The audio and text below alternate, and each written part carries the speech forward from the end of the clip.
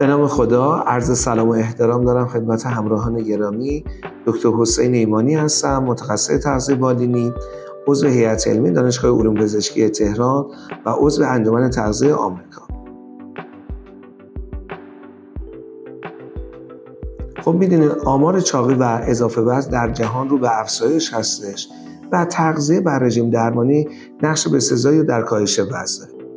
ما میخوایم در ویدیوهای مختلف حالا راهکارهای مختلف کاهش وزن صحبت کنیم که این جلسه میخوایم بیشتر در مورد اثرات حالا نقش رژیم‌های غذایی مختلف در کاهش وزن صحبت کنیم.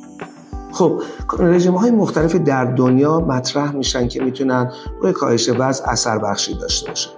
یه رژیم رگولار داریم که در رژیم رگولار حدوداً 50 تا 55% رژیم غذایی و کربوهیدرات و نشاسته ها تشکیل میدن. حدوداً 30% این رژیم و چربی ها تشکیل میدن و 15% رو پروتئین ها. خب میایم کالری فرد رو تنظیمش میکنیم. حدوداً 500 تا 1000 کالری از رژیم فرد کم میکنیم.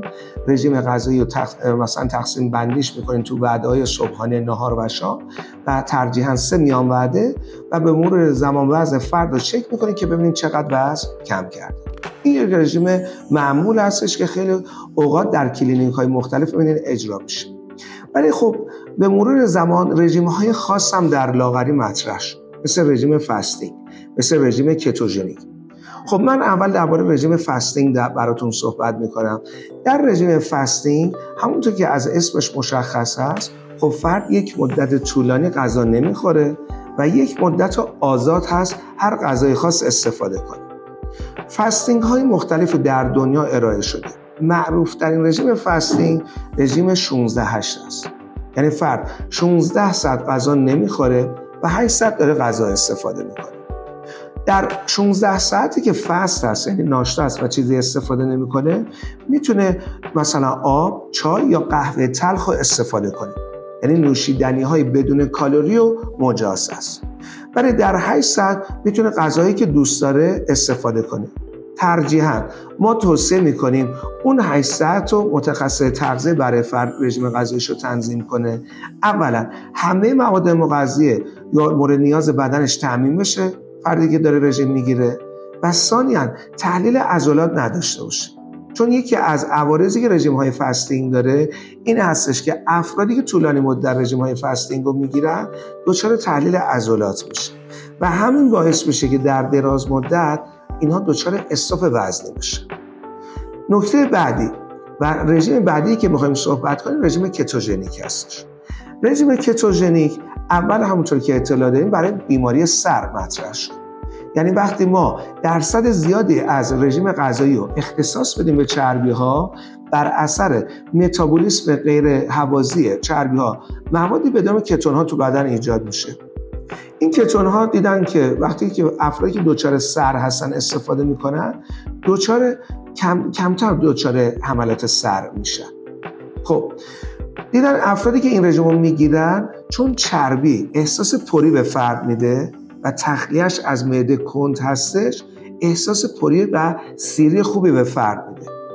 کم کم اومدن این رژیم رو توی هیته لاغری هم استفاده کردن، ولی یه خورده مادیفایش کردن، تغییرش دادن، یعنی میزان پروتئین رو بالا بردن.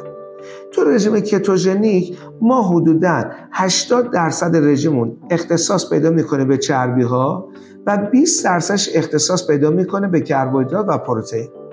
ولی رژیم های کتوژنیکی هم هستن که درصد چربیشون یه خورده کمتر میشه، مثلا 60% رژیم چربی میشه، 30% پروتئین میشه و 10% کربوهیدرات. قاعدتا وقتی این رژیم رو ما استفاده میکنیم، چون کربوهیدرات کمتری استفاده میکنیم و قند کمتری استفاده میکنیم، خب بدن منبع سوختش فقط دیگه میشه چی؟ چربی میشه. یعنی قند سریع استفاده میشه و بدن به ناچار میره از چربی ها استفاده میکنه و یه ذره فرد احساس میکنه که داره وزن از دست میده و دچار لاغری حتی موضعی هم میشه.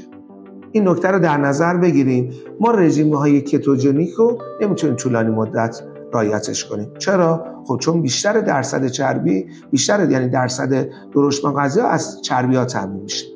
برای همینه اگر فردی بخواد رژیم کتوژنیک بگیره، بهش توصیه میکنیم که در کوتاه مدت باشه. یعنی چقدر؟ مثلا 2 هفته، 3 هفته، نهایت 1 ماه. حتما ویتامین املاح رو دریافت کنه، چون در این رژیم فقط ویتامین های محلول در چربی خوب دریافت میشه. خیلی از ریزمغذی ها یا ویتامین های محلول در آب، چون اینا در غذای نشاسته‌ای هستن، کمتر دریافت میشه و برای اینکه جلوگیری کنیم از کمبود دریافت این مواد مغذی، حتما یه سری از مکمل‌های مواد غذایی در کنار این رژیم باید داشته باشیم. اثر بخشی این رژیم در لاغری خوبه، خیلی ازش استقبال میکنن و نکته که باید در نظر بگیریم این هستش که گفتم در بعضی از بیماری‌ها مثل کبد چرب، مثل افرادی که فشار خون بالا دارن، مثل افرادی که بیماری‌های قلب و عروقی دارن، این رژیم رو نباید استفاده کنن. خب حالا می‌خوایم نتیجه گیری کنیم که چه رژیمی رو انجام بدیم. قاعدتاً اولا همه رژیم‌ها زیر نظر متخصص تغذیه باشه، چون من رژیم علمی تنظیم بشه. دوم این که ما با یه رژیم رگولار شروع میکنیم و هر چند وقت یک بار برای افراد از رژیم‌های خاص مثل فاستینگ و کتوژنیک استفاده میکنیم، چون میتونه جلوگیری میکنه از اون استوپ وزنی. و در کنار اینها سعی میکنیم اگر فردی بخواد لاغری موضعی داشته باشه، از دستگاه لاغری استفاده کنیم که در مبحث بعدی براتون اشاره میکنم. ممنون از توجهتون.